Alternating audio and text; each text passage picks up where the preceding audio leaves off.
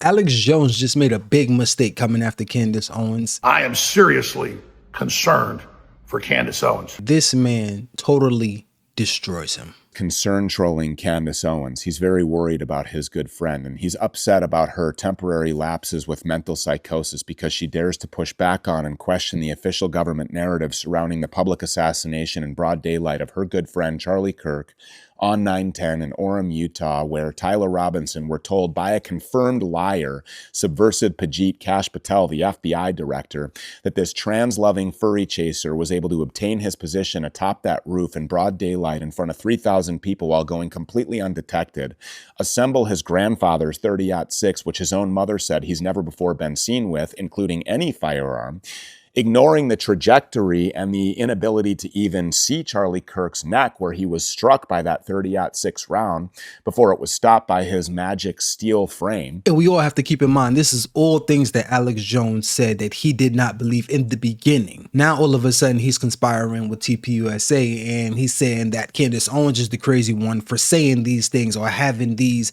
conspiracies that may or may not be true. And then disassemble and break down that firearm, change clothes again, go on the lam, go completely undetected, lovingly wrap in bubble paper all of the evidence, neatly place it so that authorities could stumble across it while confessing to the entire crime in paragraph form in law enforcement vernacular to his trans lover who nobody can find, who has gone on the lam, who has completely disappeared and has yet to be identified.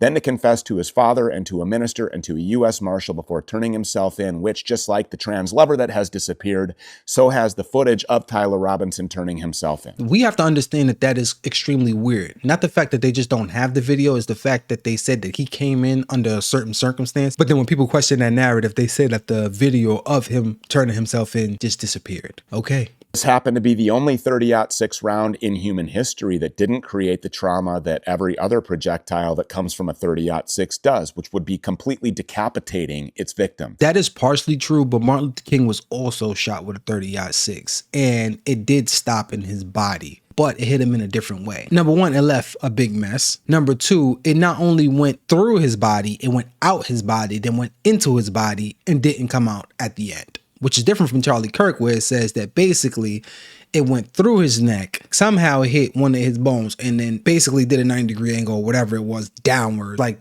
ding, shoo.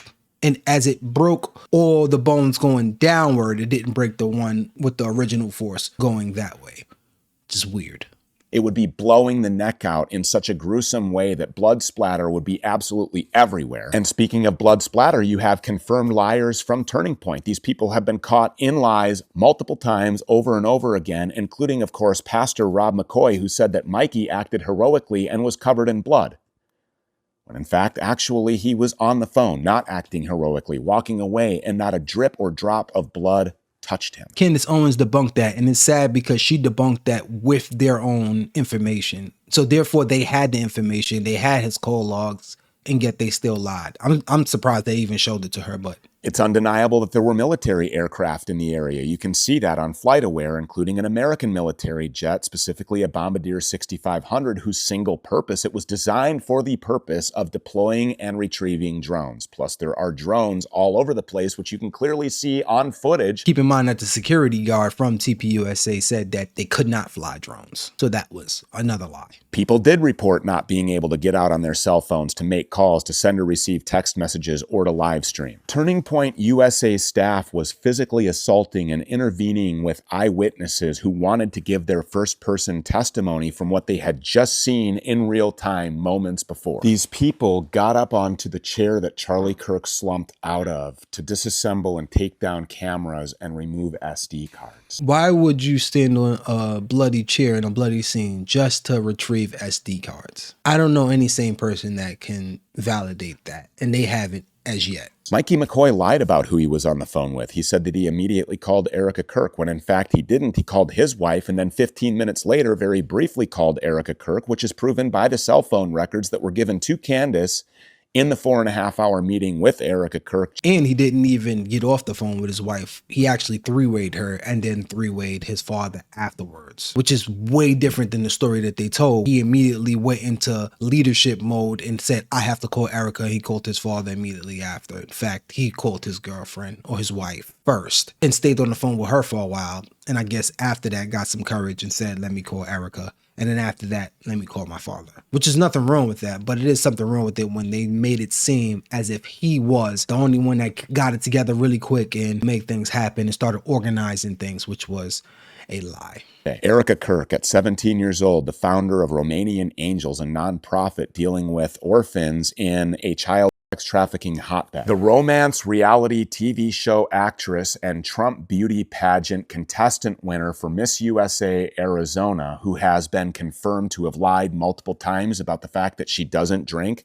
She's on TV drinking. The fact that she didn't date before Charlie, she's on TV dating and was even engaged. See, but that is not fair. She said specifically that she didn't date in New York. And the guy they're referring to that she was dating, she just didn't date in New York. So that's how sometimes people lie. So that could be still true to what she said. We can't really debunk that as yet. Also, when it comes to drinking, just because you had a drink in your hand or they caught you drinking a drink doesn't mean you are a drinker. You can definitely not be a drinker and stay away from drinking and be in, 100 outings and don't drink at all. But, at a special event, let's say a wedding or something like that, you might pick up a drink and you toast and you have a drink and they now pointing to you and saying, look, a drinker, see, she lied. Yeah. But it is odd that she was actually in a relationship with somebody that works at the Daily Wire and now TPUSA. Alex Jones was allegedly successfully sued for $1 billion for pushing back on and questioning Sandy Hook. This guy is the quintessential example of someone who can be very easily controlled. Now he's whining about wanting to have Candace Owens on. Why would she ever go on that platform? This is not a guy who's interested in open or honest discourse. He banned me from the InfoWars facility after my sit down with him just after October 7th, where he completely exposed himself as a liar and a fraud. Mr. Conspiracy Theorist doesn't want to have a conversation about Erika Kirk and her upbringing, the fact that she was the product of a military-industrial complex, basically Israeli family with ties to the Iron Dome through her father, Kent Francevy, who founded Raytheon Israel Ltd., or her mom and her companies like E3 Tech, which they admit they use to geofence Christians to spy on them and then send their data back to Israel so that Israel can pummel them with pro-Israel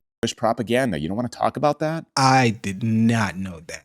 If you knew that, please tell me more. That's not sus. This woman is a horrible actress and a confirmed liar who has been caught in multiple lies. Everybody at Turning Point USA, Mikey McCoy, Rob McCoy, Andrew Colvett, Tyler Boyer, Blake Neff, Erika Kirk have all been caught in multiple lies, but here's Alex. Concern trolling Candace Owens. Think about the group of people that are insistent that you believe this very obvious fairy tale set of lies about Tyler Robinson and Charlie Kirk. It's basically a modified version of the Bindergate that stood on the White House front lawn and don't want you to believe that Jeffrey Epstein was working on behalf of a foreign government or that there's a possibility that Trump was implicated in any of this at all. Those are the people that Alex Jones has now jumped into bed with. He has left your lunch table and made it very obvious. If you don't accept these lies, if you don't sit down and shut up and accept the official government narrative of Kash Patel and the U.S. government, then you're insane. You're crazy. And we're worried about you. I am seriously concerned for Candace Owens. It's pretty easy to see what's going on here. I think it's kind of hard to argue with that.